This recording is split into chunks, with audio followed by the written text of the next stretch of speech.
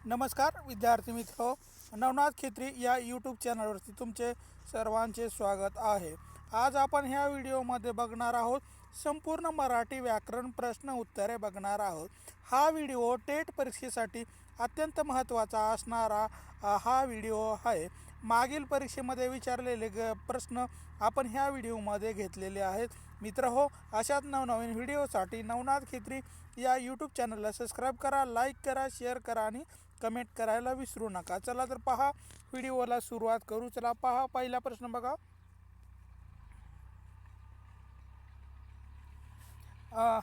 काठ्या या शब्दाचे एक वचन कोणते आहे? तर काठ्या या शब्दाचं आपल्याला एक वचन सांगायचं आहे। तर याचं योग्य उत्तर आहे 1 नंबर काठी। हे काठ्या या शब्दाचं एक वचन असलेलं आपल्याला दिसून येतो। इकारांत स्त्रीलिंगी नामाचे अनेक वचन या अकारांत होते, म्हणजेच उदाहरणार्थ काठी। तर अनेक वचनामध्ये आपल्याला काठ्या हा शब्द येताना दिसून येतो। काठी आणि काठ्या, वही तसेच वह्या, गाडी तसेच गाड्या या आपल्याला अनेक वचन असलेले दिसून येतात। म्हणजेच जेव्हा ई येतो तेव्हा अनेक वचनामध्ये या हा शब्द आपल्याला येताना दिसून येतो। म्हणजेच काठ्या या शब्दाचा एक वचन आहे काठी। यानंतरचा प्रश्न आहे, पुढे लिंग विचारानुसार जोड्या दिलेल्या आहेत, त्यातील चुकीचा पर्याय आपल्याला शोधायचा आहे। तर याच्यातलं योग्य उत्तर आहे 1 नंबर सुसर आणि सासरा। हा जे काही पर्याय दिलेला आहे हा चुकीचा पर्याय आपल्याला दिसून येतो। शिक्षक आणि शिक्षिका हे आपल्याला बरोबर दिसतं। वानर तशीच वानरी नसते, भाऊ तसेच वहिनी हे विरुद्धार्थी आपल्याला शब्द दिसून येते। पण सुसूर आणि सुसरा हा जे काही जोडी आहे ही आपल्याला चुकीची जोडी दिसून येते। काही शब्द स्त्रीलिंगी व पुल्लिंगी असून ते स्त्रीलिंगी मानतात, जसे की जळू, पिसू, मैना आणि सुसर आणि घूस हे आपल्याला स्त्रीलिंगी मानता येतात। त्यामुळं सुसर आणि सुसरा हे जे काय आहेत हे आपल्याला चुकीचे जोडे असलेले आपल्याला दिसून येते। यानंतरचा प्रश्न आहे, मोर आणि रेडा या शब्दाची योग्य स्त्रीलिंगी रूपे सांगायची आहेत। तर याचं योग्य उत्तर आहे नंबर 2 मोर आणि रेडा याचं स्त्रीलिंग आहे लांडोर आणि म्हैस हे आपल्याला या शब्दाचं स्त्रीलिंग असलेलं दिसून येते। गायचा विरुद्धार्थी शब्द आहे आपल्याला बैल आणि गाय हे विरुद्धार्थी आहे।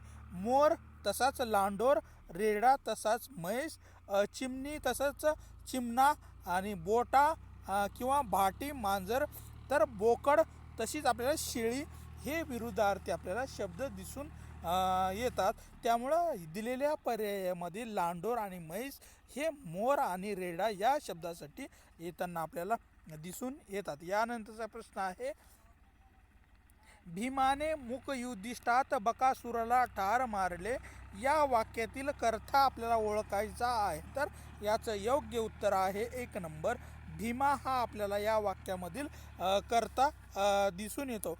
क्रियापदातील धातूला नारा, नारे, नारी हे प्रत्यय जोडून कोण, काय, ने प्रश्न विचारल्यास मिळणारे जे उत्तर येते त्याला आपण कर्ता असं म्हटल्या जातो। उदाहरणार्थ, बकासुराला ठार मारून टाकणारे कोण आहे? तर भीम हे आपल्याला बकासुराला ठार मारून टाकणारे दिसून येतात।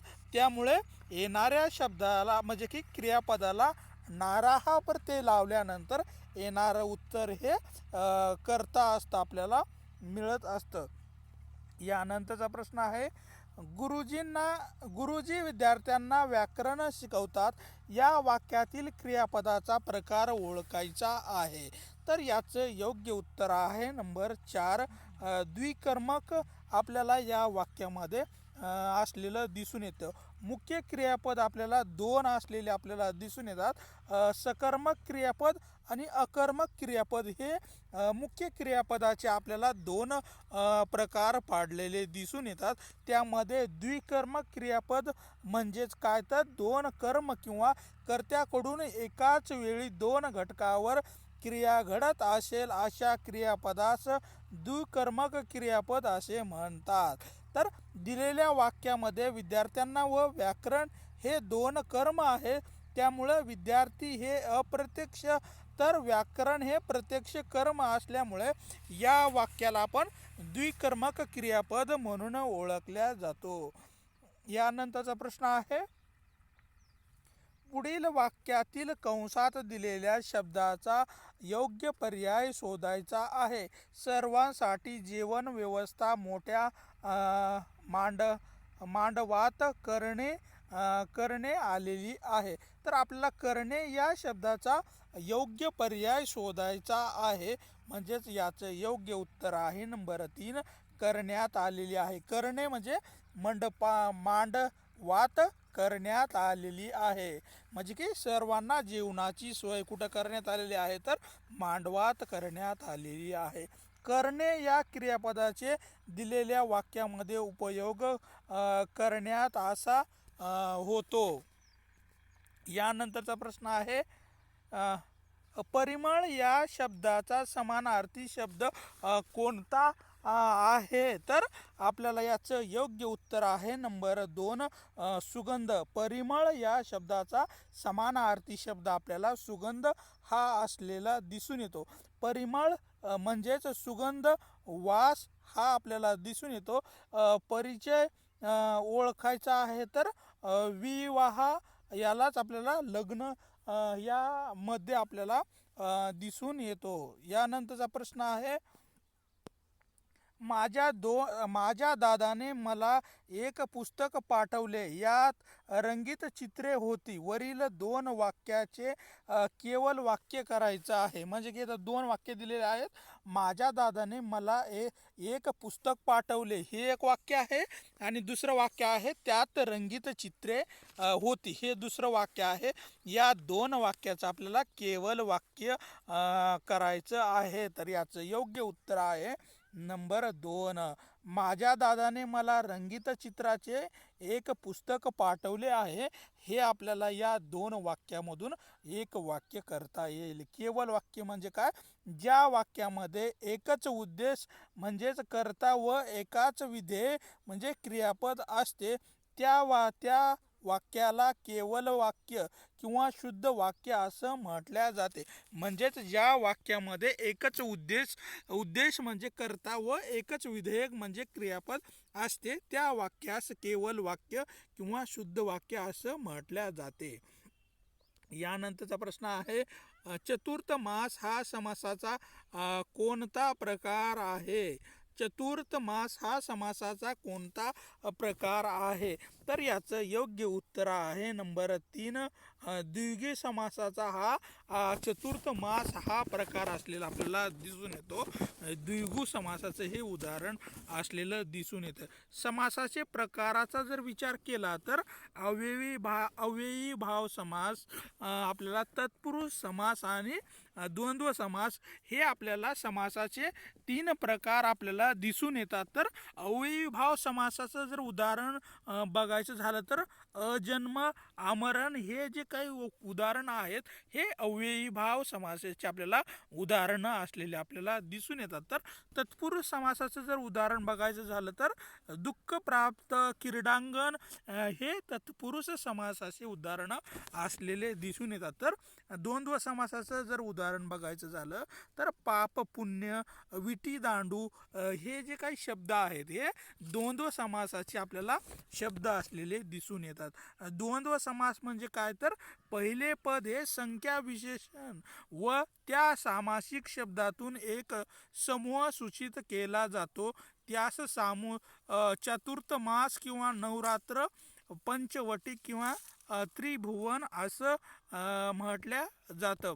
यानंतरचा प्रश्न आहे, निरूपण या शब्दाचा समानार्थी शब्द ओळखायचा आहे. तर याचं योग्य उत्तर आहे 1 नंबर विवेचन करणे. निरूपण म्हणजेच विवेचन करणे हे या वाक्याचा समानार्थी शब्द असलेला आपल्याला दिसून येते. निरूपण म्हणजेच विवेचन होय.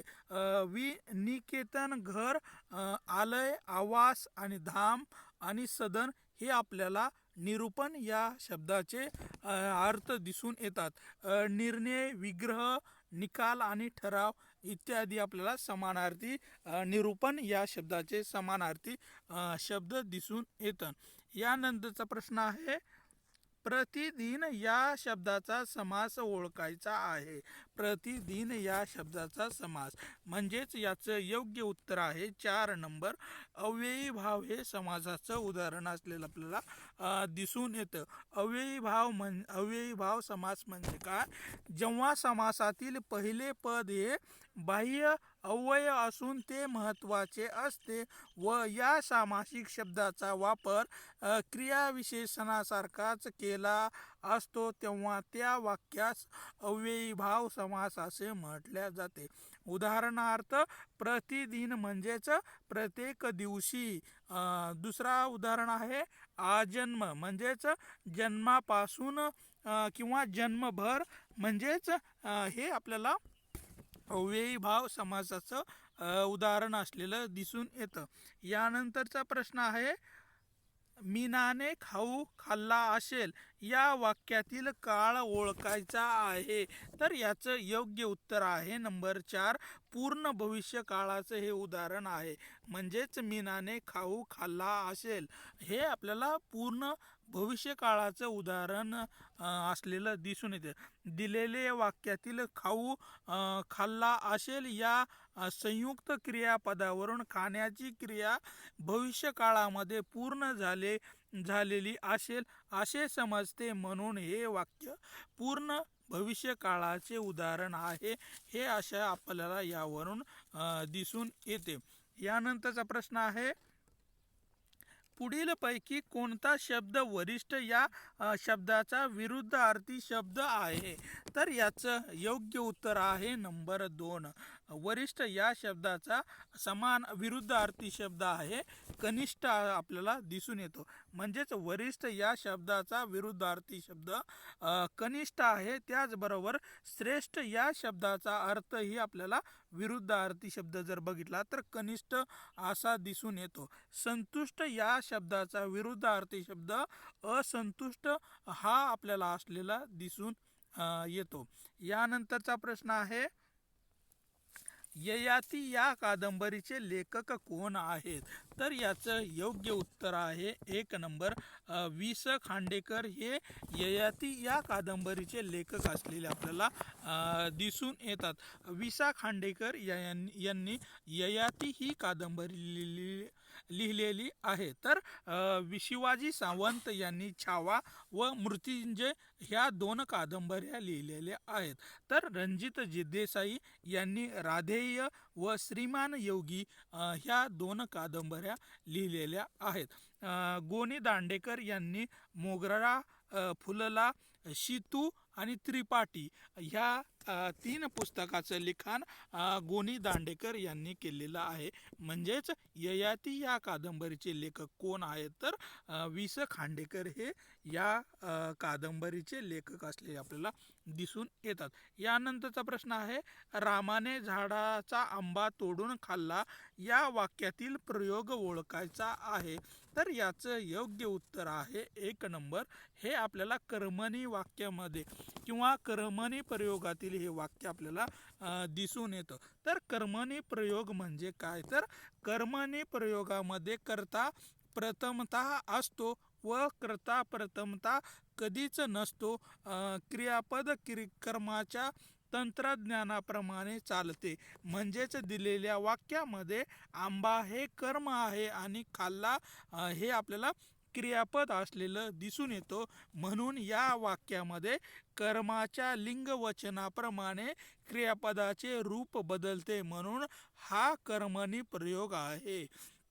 म्हणजेच रामाने झाडाचा आंबा तोडून खाल्ला हे वाक्य आपल्याला कर्मणी या प्रयोगामध्ये असलेलं दिसून येतं. यानंतरचा प्रश्न आहे, प्रसरण या शब्दाचा विरुद्धार्थी शब्द सांगायचा आहे. तर याचं योग्य उत्तर आहे 1 नंबर. प्रसरण या शब्दाचा विरुद्धार्थी शब्द आहे अंकुचन. म्हणजेच प्रसरणाचा विरुद्धार्थी शब्द आहे. प्रसरण म्हणजेच अंकुचन व निरावरण म्हणजेच निषिद्ध आपल्याला हे विरुद्धार्थी शब्द असलेले दिसून येतात. यानंतरचा प्रश्न आहे, मी निबंध लिहित आहे या वाक्यातील काळ कोणता आहे ते आपल्याला लिहायचं आहे. तर याचं योग्य उत्तर आहे अपूर्ण वर्तमान काळाचं हे वाक्य आहे. कारण की बघितलं तर मी निबंध लिहित आहे म्हणजे की लिहिण्याची प्रक्रिया चालू असल्यामुळं हे वाक्य अपूर्ण वर्तमान काळातील आहे. दिलेल्या वाक्यामध्ये लिहित आहे म्हणजेच लिहिण्याची क्रिया ही वर्तमान काळामध्ये चालू आहे, म्हणून अपूर्ण असल्याचे समजते, म्हणून हे अपूर्ण वर्तमान काळाचं उदाहरण असलेलं आपल्याला दिसून येतं. यानंतरचा प्रश्न आहे, सून या शब्दाचे अनेक वचन कोणते आहे. तर याचं योग्य उत्तर आहे 1 नंबर. सून या शब्दाचं अनेक वचन जर बघितलं तर सुना हे आपल्याला अनेक वचन असलेलं आपल्याला दिसून येतो. सून या शब्दाचे अनेक वचन सुना असे होते. नियमानुसार जर बघितलं तर काही अकरांत स्त्रीलिंग नामाचे अनेक वचन हे इकारांत होताना आपल्याला दिसून येते. म्हणजेच काही अकारांत नामाचे अनेक वचन हे आकारांत होताना दिसून येते.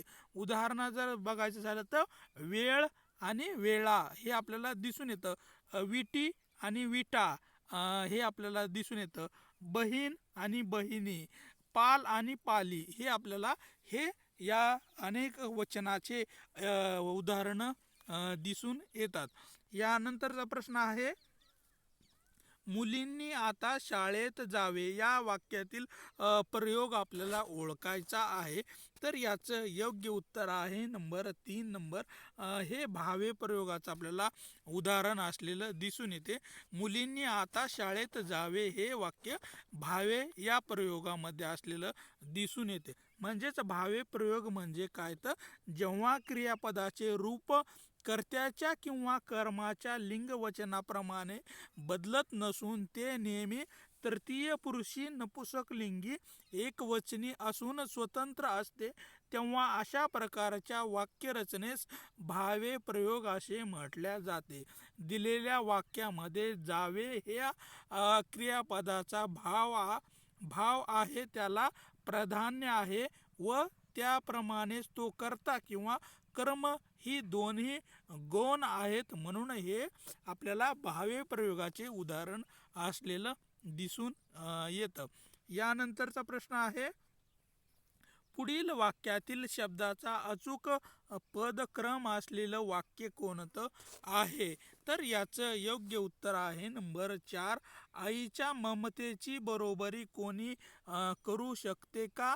हे आपल्याला पदक्रम चुकीचा असलेला दिसून येतो. आईच्या ममतेची बरोबरी कोण करू शकते का हे आपल्याला वाक्य बराबर असलेलं दिसून येतो.